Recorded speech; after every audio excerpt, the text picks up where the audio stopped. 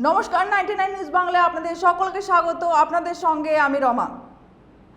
আরজিকর কাণ্ড প্রতিবাদে দোষীদের শাস্তির দাবিতে এবার পথে নামলেন বামেরা। দুর্গাপুরে ভিড়িঙ্গি মোড় থেকে পাঁচমাথা মোড় পর্যন্ত চলে বামেদের মিছিল।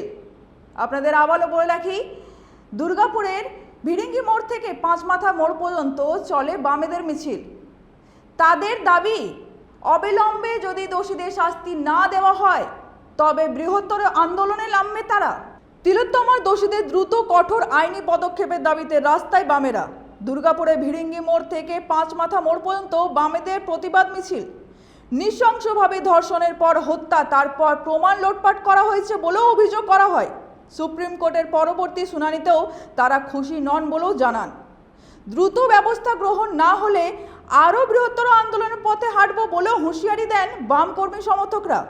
প্রাক্তন সাংসদ বংশগোপাল চৌধুরী এই ব্যাপারে কি বলেছেন আমরা শুনে নেব। সুপ্রিম কোর্টে এই কেস যাওয়ার কথা ছিল না।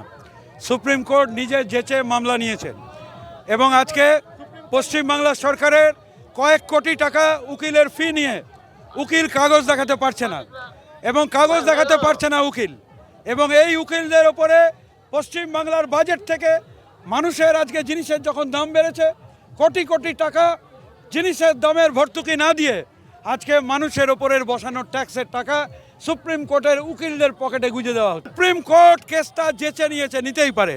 সুপ্রিম কোর্ট সুও মোটো মামলা করেছে। সুপ্রিম কোর্ট চেয়েছে মামলা নেওয়ার জন্যে, এই মামলা যাওয়ার কথা ছিল না। Supreme court comrade Mohammed Salim যে কথা বলেছেন যে সুপ্রিম কোর্টে হয় শুনানি হবে, হবে, সুপ্রিম কোর্টে মামলা যাওয়ার কথা নয়। দুর্গাপুর থেকে সনাতন গড়াইয়ের রিপোর্ট, 99 নিউজ বাংলা।